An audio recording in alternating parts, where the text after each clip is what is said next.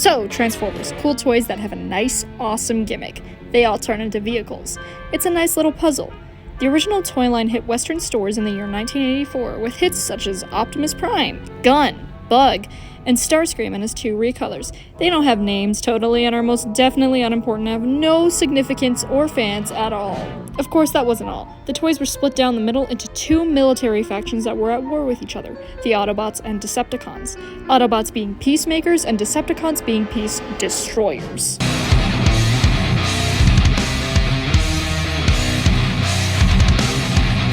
In true American fashion, a TV show was produced in order to sell the toys. This original show shared a name with the toy line, simply Transformers. In the modern day, however, most fans refer to this original show as G1 or Generation 1. Over the years, Transformers has, pun intended, transformed many times. There's an iteration out there for everybody. Well, mostly. Of course, with all these different shows and movies coming out, as well as the popularity of the toys themselves, Transformers has developed a cult following. Many of these fans are queer, and I want to analyze why in the world something that seems just as straight as frickin' Hot Wheels has so many queer fans. I think one of the biggest factors is that, well, they're aliens. Now, I know that sounds really bad out of context, but hear me out. The Transformers are aliens who do not come to life the same way that most creatures on Earth do. They cannot reproduce, which is a huge thing as it impacts their entire social structure. Of course, this has only really been touched on in modern times due to censorship and just the general mindset of people in the 80s, but that's still important to touch on as this video isn't necessarily just about G1, which was obviously aimed towards young boys and men. They weren't really covering that kind of stuff yet. Our culture has always been somewhat based on somebody's below-the-belt anatomy, whether they can carry or not. If you take away these pieces of anatomy, the social structure changes, which technically erases the need for human gendered roles at all if everybody shares the same parts. I mean, if they even have any. Optimus Prime being a man and Alita 1 being a woman is merely just a product of our tendency to anthropomorphize everything we see or think about. Not that it's necessarily a bad thing, it's just a human trait, one that no one is absolved of. Let's talk comics, as those have been given a little more leeway in terms of censorship than TV shows or movies. The comics published under the company IDW have always at some point had at least one canon queer couple. Now, the representation of that queer couple is, well, questionable. Depends on who's writing, really. Transformers IDW is no different. In fact, there's at least like 3 canon couples I can name off the top of my head. I know for sure that Dratchet is a thing. Drift and Ratchet for the uncultured.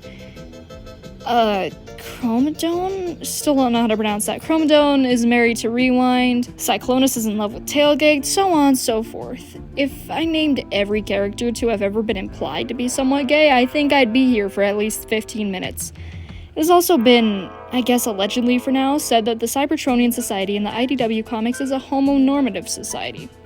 But to be fair, with the lack of prejudice towards any gay people from any of the other characters, I don't think we necessarily need to say, well, it's allegedly confirmed, because it's just obvious that, well, they don't necessarily have any good reason to be homophobic, though that implies that there is a good reason for prejudice. No, there's not. But most humans will explain their hatred away by being like, oh, well, it's not natural. Transformers don't even have that, because they don't reproduce. I mean, unless you're counting the time Scorponok, but I guess that doesn't really count.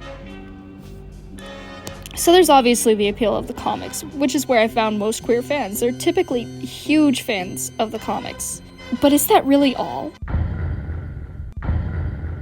Personally, as a trans man, being queer has actually never been a huge part of my personality. I mean, it was when I was like 12 and discovering all these cool new awesome terms and, fan fiction. But I've always been, like, somewhat gay. I remember being fairly young and having crushes on other girls. I would also, like, regularly draw girls kissing and make my My Little Pony toys kiss.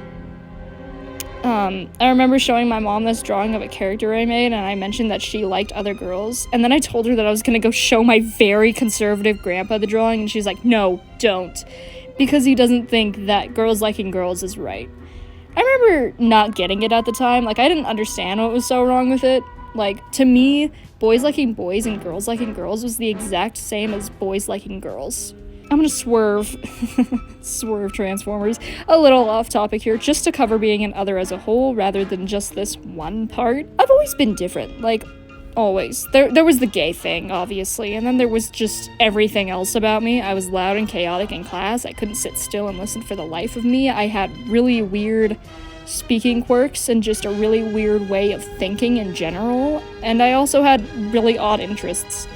Okay, well, My Little Pony was normal. I'm pretty sure every girl in my grade loved My Little Pony.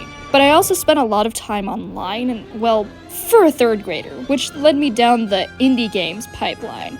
I actually swiftly avoided a Five Nights at Freddy's interest, sort of. I mean, I learned all the lore thanks to MatPat videos, but I didn't really care for the characters. But I got into things like Bendy and the Ink Machine, just fine. Though those things did have human characters, I was much more invested in the characters that weren't human. Sans and Alice, had my heart. There was also Gravity Falls, where again, I ended up liking Bill Cipher a lot more, which is funny because he's also one of the more prominent non-human characters. Though I also ended up heavily relating to Dipper, which I think should have been a sign.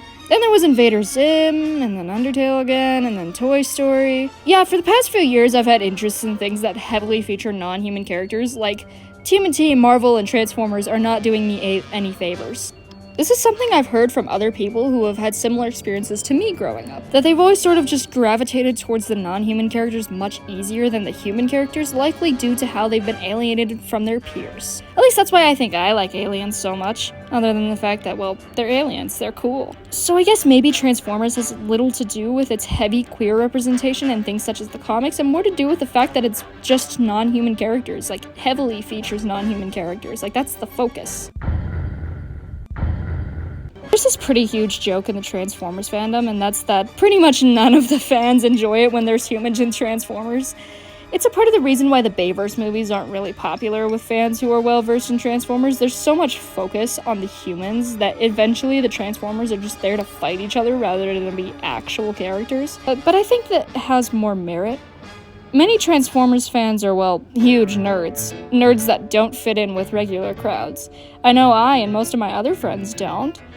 We're all othered for one reason or another. Sometimes it has to do with our race, attractions, or lack thereof, or behavioral patterns, like I mentioned earlier. Most people who like Transformers like some other prominent aspect. For me, personally, it's the alien part, because I've always just they're just so cool. I love aliens. Some people like the vehicle aspect, others like the robot part. Either way, one thing that these all have in common is that it's not necessarily the human aspect, the part of the Transformers that makes them human. The fact that they have consciousness and feelings like a human being does. Which leads me to the conclusion that Transformers appeals to marginalized people in general because of how easier it is to resonate with and relate to them than the human characters. Because humans are always getting other humans wrong in fiction. Yeah, this wasn't my best piece analytically, but it's more personal than just analysis alone, which I guess did affect a huge chunk of the video. I'm not really trying to say that queer people or that marginalized people in general are subhuman. I'm just saying that because of the world we live in, most marginalized people may find it easier to relate to non-human characters, or at the very least, tend to like non-human characters more because of how the normal people treat us, right?